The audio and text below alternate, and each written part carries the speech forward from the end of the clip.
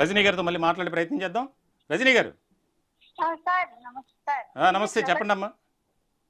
Sir నేను అది ఒక 2000 సంవత్సరం నుండి మున్సిపల్ ఆఫీస్ లో అవుట్ సోర్సింగ్ చేశాను సార్. 1/6/2000 ఉంది. ఓకే. చేస్తుంటే సార్ 2018లో ఎటువంటి ఇంటిమేషన్ లేదు సార్. ఎటువంటి ఇంటిమేషన్ లేకుండా డ్యూటీలో ఉండగానే తీసేసారు సార్. ఓకే. తీసేస్తే దాని మీద ఎన్నిసార్లు వాళ్ళు అడిగినా కానీ అసలు ఏం రెస్పాన్స్ లేదు సార్. లేకపోతే నేను ఇట్లాగే హైకోర్టుకి వెళ్ళాను సార్. వెళ్తే ఆ జడ్జిమెంట్ అది ఇచ్చారు సార్. ఓకే. ఇస్తే దాన్ని మళ్ళీ వాళ్ళకి ఇచ్చినా గానండి ఆ కాపీలు ఎంతమంది కమిషన్ ఆడారండి ఇచ్చినా గానీ వార్నింగ్ చైర్మన్ గారు అంటారండి ఇది నీకు పర్టికులర్ గా నీకు జాబ్ రీఇన్స్టిట్యూట్ చేయమని ఎరియర్స్ రీఇన్స్టిట్యూట్ చేయమని నీకు పర్టికులర్ గా లేదు అని అంటున్నారండి. అదే మాట మాట్లాడుతున్నారు సార్. నీకు పర్టికులర్ గా వాళ్ళు ఇమ్మని లేదు అని అంటున్నారండి. దానికేమో మాకేమో ఆఫ్కాస్ట్ అనేది ఉంటుంది సార్ సొసైటీ అయితే ఈ గవర్నమెంట్ వచ్చిన తర్వాత అంతకు ముందు లాస్ట్ గవర్నమెంట్ లో సొసైటీ పెట్టి ఈ గవర్నమెంట్ వచ్చిన తర్వాత దాన్ని రద్దు చేసేయమని అన్నారు సార్. అనేసరికి ఎంప్లాయీస్ ఏమో దాన్ని రద్దు చేయడానికి వీలు లేదు అని వీళ్ళు ధర్నా చేస్తే అది హోల్డ్ లో పెట్టి దాని మీద కమిటీ వేశారు సార్. ఆ కమిటీ వేసి కూడా ఇప్పుడు 1.5 సంవత్సరం అవుతుంది. దాని మీద ఎటువంటి ఏమి ఇది లేదు సార్. ఏమి తీసుకోలేదు సార్ కమిటీ వేసి. ఇప్పుడు మళ్ళీ నన్ను తీసుకోవడానికి పోయిన మామూలు జనరల్ తీసుకోవడానికి కూడా ఈ ఆఫ్కాస్ట్ ని ఉన్నప్పుడు తీసుకోకూడదు. దాంట్లో ఇది ఆఫ్కాస్ట్ సైన్ చేయాలండి సార్. దానికేమో ఇన్ఛార్జ్ మినిస్టర్ కలెక్టర్ గారు ఎంప్లాయ్మెంట్ ఆఫ్కాస్ట్ ఇది నలుగురు సైన్ చేయాలి సార్. కలెక్టర్ గారి ద్వారా అంతా అయిపోయింది సార్. అంటే మినిస్టర్ మాకు ఈయన యాదవ్ గారు సార్, సత్యకుమార్ యాదవ్ గారు అండి. సత్యకుమార్ యాదవ్ గారు ఆయన సైన్ అక్కడికి ఆయన దగ్గర అప్పుడే వెళ్ళింది సార్. ఆయన సైన్ చేయమంటే మరి ఏం మరి ఆఫ్కాస్ట్ పెండింగ్ లో ఉందని చేయట్లేదు ఏమో అసలు ఏం తెలియదు సార్.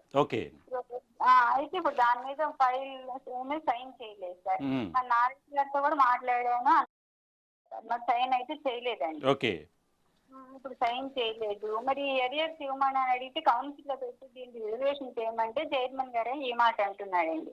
మీకు దానికి పర్టికులర్ గా వాళ్ళ ఈ అమ్మాయికి జీతం ఇవ్వండి రీఇన్స్టిట్యూట్ చేయండి అని ఇవ్వలేదు అని ఆయన పర్టికులర్ గా చెప్తున్నారు సార్. నాకు అసలు మరి నాకు ఆ జడ్జిమెంట్ నాకు ఏమి అర్థం కాక సార్. అసలు జడ్జిమెంట్ అంటే అలా ఉండదు కదా సార్. ఆయన లాయర్ గారు ఆయన అంటాడండి అంటే మధ్యలో అదే మనకి ఇది చేసిన ఆయన అది వాళ్ళ కోర్టు వర్షన్ లో ఉంటదండి. మనలాగా చెప్పరు కదా ఈ కర్ర బెత్తని తీసుకుని నువ్వు ఈ పని చెయ్యి ఇలా చెయ్యని. వాళ్ళు అది వాళ్ళ వర్షన్ లో వాళ్ళు చెప్తారు వాళ్ళ భాషలో అది ఆ లాంగ్వేజ్. ఇప్పుడు మీకు ఇప్పుడు 2022లో హైకోర్టు నుంచి ఒక మీరు వేసినటువంటి పిటిషన్ సంబంధించి డైరెక్షన్ ఇచ్చింది గవర్నమెంట్కి, అంతే కదా? మీకు సంబంధించినటువంటి ఏదైతే 2018 నవంబర్ నుంచి 2019 వరకు మీరు లాస్ అయినటువంటి శాలరీ అంతా చెల్లించాలని, అంతే కదా? అదే కదా మెయిన్.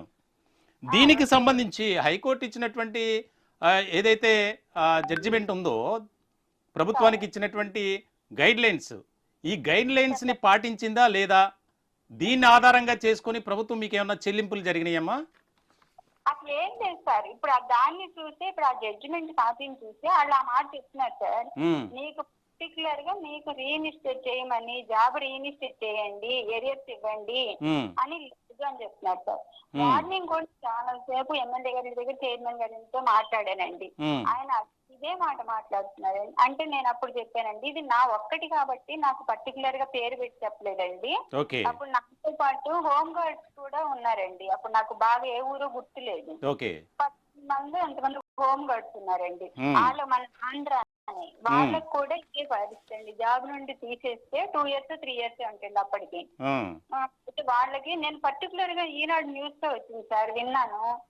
ఈ జడ్జిమెంట్ చెప్పారు వాళ్ళకి జాబ్ రీఇన్స్టిట్యూట్ చేసి ఎరియర్స్ ఇవ్వండి అని చెప్పారు సార్. అది పర్టికులర్ ఈనాడు న్యూస్ లో అది విన్నామంటే నాకు ఈ కాపీ వచ్చిందండి.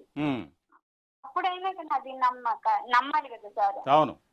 అంత చెప్పినా కానీ అంటాడు అవన్నీ నాకు తెలియదమ్మా అంటే అట్లా.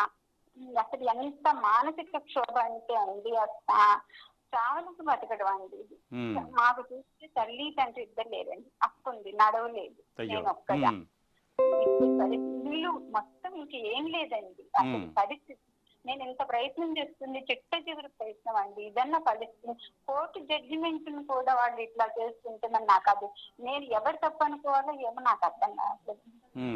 అంటే ఇప్పుడు ఈ జడ్జిమెంట్ వచ్చిన తర్వాత మిమ్మల్ని పట్టించుకోవట్లేదు, దీనికి సంబంధించి మీరు మళ్ళీ ఏమైనా ఫర్దర్గా ఆ కోర్టును ఆశ్రయించడం జరిగిందా, లేదంటే మీ లాయర్ ద్వారా ఏమైనా ఒక న్యాయ పోరాటం చేసే దిశగా మీరు అడుగులు వేశారా? అంటే కోర్టుకి ద్వారా వెళ్ళలేదు సార్. మళ్ళీ కోర్టు వెళ్ళాలంటే మీకు చెప్పబోతుంది సార్, మళ్ళీ అమౌంట్ అంటే ఆయన అంటాడు సార్, మళ్ళీ ఇది దీని వాళ్ళ లాంగ్వేజ్ వాళ్ళు చెప్పారు కదమ్మా, ఇది కరెక్టే అని అతను అంటున్నాడు సార్. మళ్ళీ నేను కోర్టు ద్వారా మళ్ళీ వెళ్ళలేదండి. ఇప్పటికే మరి అప్పటికే నేను పెట్టున్నాను. అదే అండి, మళ్ళీ కోర్టు ద్వారా వెళ్ళలేదు సార్. మీరు ఎంత డిపార్ట్మెంట్లో మున్సిపాలిటీలో కదా మీరు చేసింది? అవును సార్, 18 సంవత్సరాలు చేశాను సార్. 18 సంవత్సరాలు చేశానండి, 2000 నుండి 2018 వరకు. 2018లో ఇది జరిగింది సార్. ఓకే. మరి ఎందుకంటే మీ విషయంలో ప్రభుత్వం తీసుకున్నటువంటి నిర్ణయంపై మీరు అధికారుల నోటీస్కి తీసుకువెళ్ళడం జరిగిందా, కోర్టు కాకుండా నాకు అన్యాయం జరిగింది దీనికి సంబంధించి అని ఒక ఆలోచన చేశారా? చేశాను సార్. అధికారులు అంటే కమిషనర్ గారు కానీ ఎమ్మెల్యే గారు కానీ అందరి ద్వారా జరుగుతూనే ఉంది సార్ ఇది. ఇప్పుడు మొన్న లాస్ట్ గ్రీవెన్స్ కలెక్టర్ గారి దగ్గరికి కూడా అదే ఇది ఆప్కాస్ మీద అక్కడ కూడా వెళ్ళాను సార్, కలెక్టర్ గారి దగ్గరికి కూడా. ఆయన చూసి ఆయన ఫార్వర్డ్ చేసి ఇది ఆప్కాస్ గురించి సార్, మినిస్టర్ గారు చేయాలమ్మా, ఇది మినిస్టర్ గారు చేయాలన్నారు ఆప్కాస్ గురించి. ఓకే. అంటే ఈ విషయం మీద కాదు కదండి, ఈ ఏరియాస్ ఇదంతానేమో ఇక్కడ జరుగుతుంది సార్. ఎమ్మెల్యే గారు, చైర్మన్ గారు, కమిషనర్ గారు.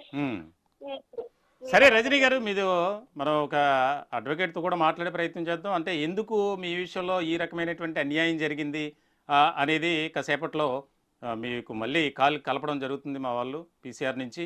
లాయర్ గారితో కూడా మాట్లాడే ప్రయత్నం చేద్దాం.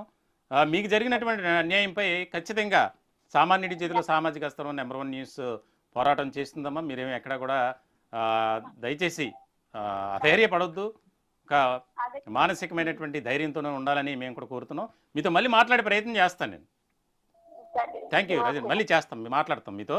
మరో కాల్ తీసుకుందాం.